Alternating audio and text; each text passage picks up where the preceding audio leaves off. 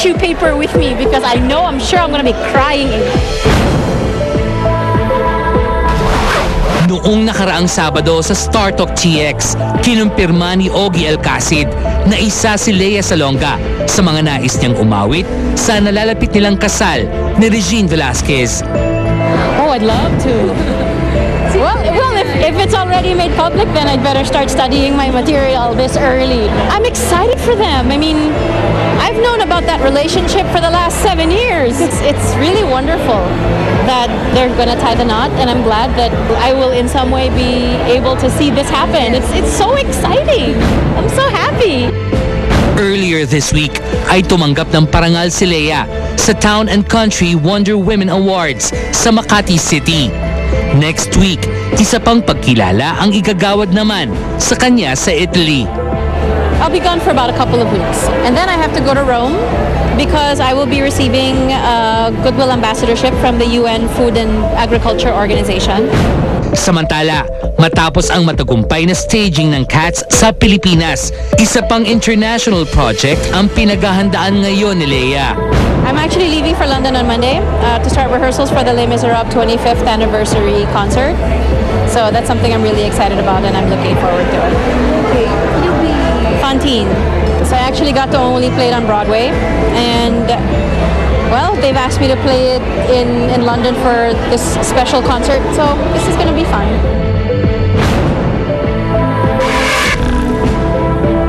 Magandang hapon sa inyo lahat. Welcome to Star Talk. At ito, bago tayo magdaho, ito ang dapat yung abangan ngayong hapon dahil dalawang eksplosibong kwento ng kasalan. Daho yung ikakasal. Ito, 1. Angelo De Leon magpapakasal na at mamaya live natin makikilala kung sino yung napangasawa niya. At abangan din ang pahayag ni Robin Padilla tungkol sa pagpapakasal nila ni Mariel Rodriguez. Dito ho yan sa Star Talk, ha? Hindi sa kabila.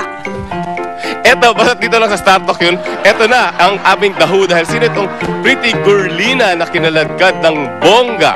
Bago ko yan, babati ko ng happy birthday si Hernal Porte at si Romy Puna at si Mama Peli de la Cruz at si Donna Villa. Happy birthday. At si Inigo Miguel Roldano. I-relate sa aming Dahu Rated M. Eto na. Dahu! Subject, Pretty Girlina. Dahu ang Pretty Girlina na nakikilevel ng warla sa Chimney A. At siya ang nalosyang. The Dictionary, Chimney A. In English, household help, longkat toots. Chimay, Chimney A, Chimney A. Chimney A, bow. Ang kwento, nag-mega LQ si Girlina at ang non-showbacks BF niya. Iba pala ma-imbay si BF. Nag-issue ito ng memo sa Chimney A. Nawa na sa pagka-enter the dragon si Girlina. Ever after. So, enter the dragon. Kaya naman nang gumora si Girlina para makipag-ayos kay BF, hindi siya makapasok at super harang si Chimney A dahil na rin sa bili ni BF. Do not entrance. No enter. U-turn only, babu. Hindi gumibap ang lola nyo. Dinaan sa chika, dinaan sa pabongga, dinaan sa pagmamakaawa. Pero si Chimney A, di na tinag. Ang ending, winarla-warla ni Girlina si Chimney A. Warla, warla, warla, warla. Kaso mo, lumebel up ang Chimney A. Nagwarla back. Warla your face. Warla, warla, warla. Rumisponde pa ang ibang Chimney A's. Warla, warla, warla, warla, warla. To the point na umapir na ang security pero ayaw gumibap ni Girlina sa pagtatangkang makaente. Ending, kinaladkad siya palabas nang nakaspluk si BF. Winner kami.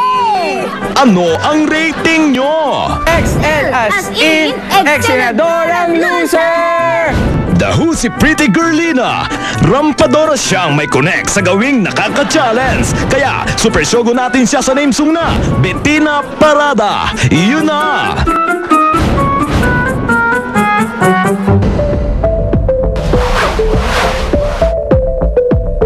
Naisip ko lang kasi, para kasing Medyo matagal na kami nagkikita. matagal na rin kami hindi nagkikita. And na-miss ko rin siya. Tsaka yung mga kaibigan ko siya. Masayang-masaya si Aljur Abrenica sa naging partisipasyon niya sa Wild Domination, the 2010 Cosmopolitan Bachelor Bash. It was a big surprise for Aljur that he was asked to open for the show. Kaya nung tinawagan nila ako for opening, hindi ako makapaniwala. Kaya kagad-agad ko tinanggap kahit pabigla-bigla. And hindi ko ina-expect na ganun yung mangyayari. Na ang ganda pala ng opening at opening prod na ibinigay sa akin at pinaghanda nila. So thankful lang talaga ako. Natutuwa rin si Aljur na makasama sa nasabing okasyon ang Starstruck Season 4 batchmate at kaibigang si Paolo Avellino. Kwento ni Aljur, nagpresenta pa siyang maging ninong ng anak nito at ni LJ Reyes. Ako kumausap sa kanya. Saan ko rin nagpresenta? Ako nagpresenta, oy, sabi ko, ninong ako ng anak mo ha, hindi pwedeng mawala ako dyan. Sabi niya? Sige pare, umuha naman siya, wala namang ano. Si Paolo, nakakasama ko yan sa taping, na nakikita ko sa kanya at nararamdaman ko yung longing niya sa anak niya, sa mag-ina niya, si LJ. Masakit din parang nakikita ko nasasaktan siya. Kung pwede nga, ibigay na lang yung sakit sa akin kahit pa paano. It was reported earlier this week that Aljur was also spotted that night with another Starstruck batchmate, his rumored ex-girlfriend, Rich Asuncion. Hindi ko naman po tinatanggi yun na magkasama kami ni Rich, pero hindi lang po kami dalawa. Marami po kaming ibang kasama. Isa na dyan sina Paolo Avellino, si John Manuel. Kasama ko rin yung stylist ko na nagdamit sa akin sa Cosmo, yung makeup artist ko. Naisip ko lang kasi para kasi nga... Medyo matagal ako din. Matagal na rin kami hindi nagkikita. And namiss ko rin siya. Oo, totoo po. Kasi nangyari, after niya mag-Cosmo, inimbitahan niya kami nila John Manuel.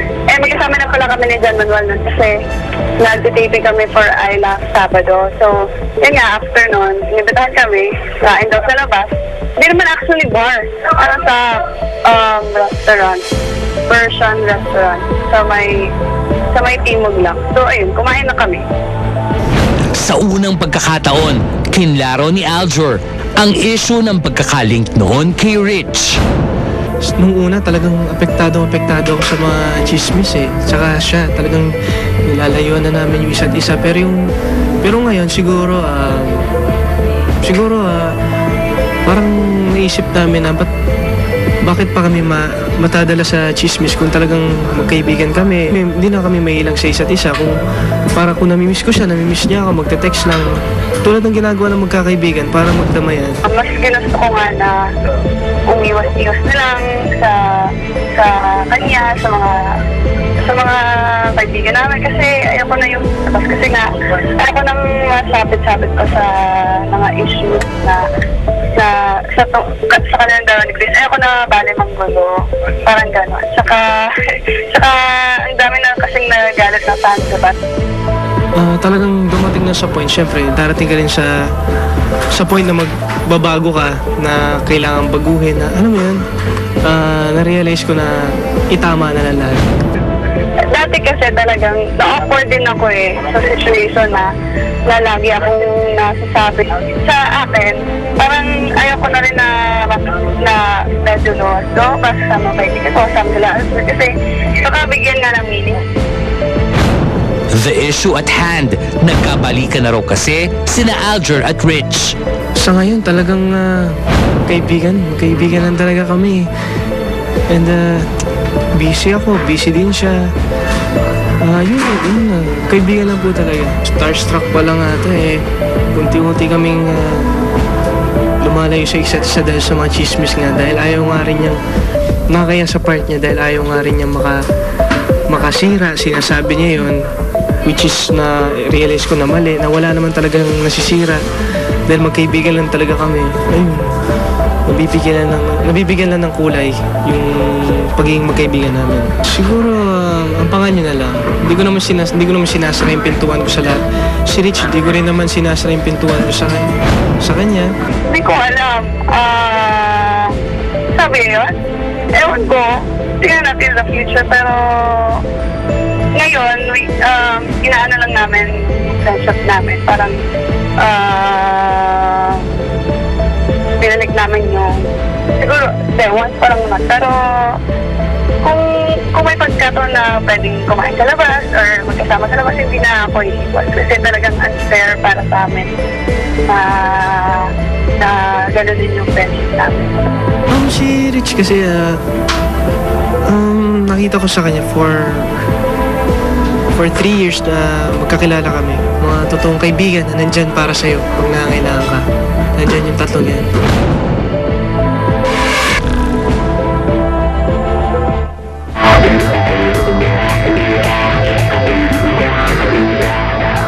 Join na kayo sa StarTalk TX Facebook like page at isearch nyo lang ang StarTalk sa Facebook and click like at automatic na kayong member ng StarTalk TX Facebook family.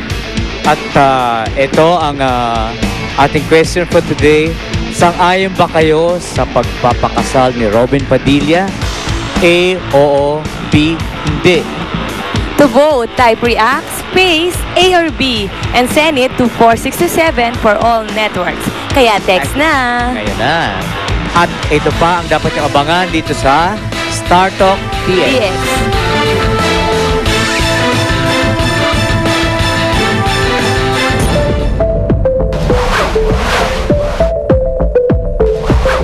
Actually, hindi pa ako 100% okay.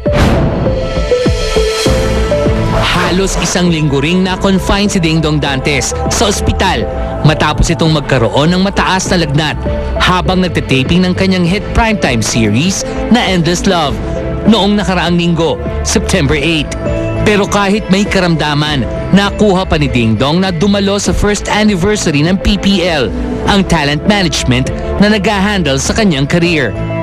Hindi pa ako 100% okay. In fact, after this, babalik ako doon. So, may mga series na check-up lang. So, ngayon yung pangatlo.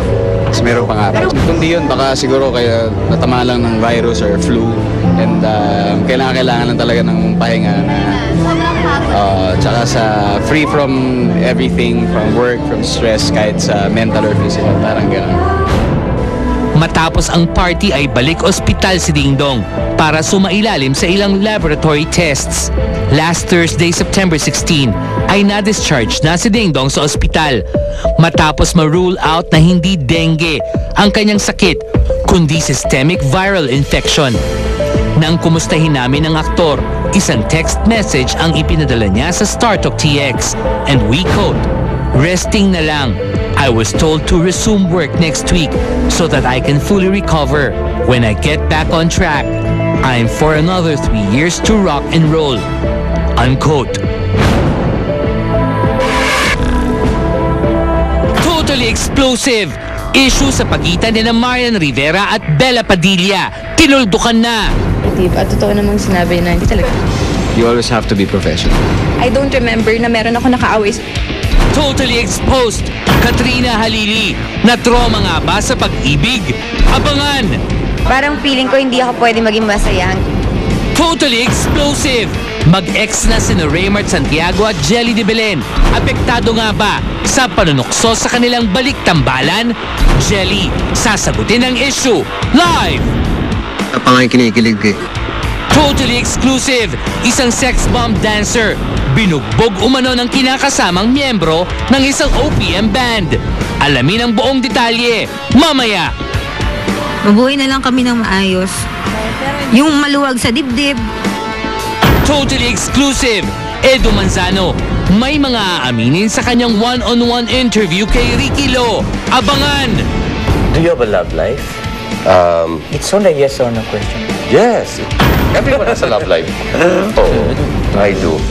Totally exciting! Ang kumpirmasyon ni Heart Evangelista tungkol sa relasyon nila ni Daniel Matsunaga. Abangan! Totally exclusive! Dating asawa ni Robin Padilla na si Lizelle Sicangco nag-react na sa pagpapakasal ni Robin kay Mariel Rodriguez. Abangan! Ano to si Robin? Huwag siyang titingin kahit kaninong lalaki. Ang mga showbiz issue parang basura yan. Kahit anong tago ang gawin mo, aalingasaw at aalingasaw yan.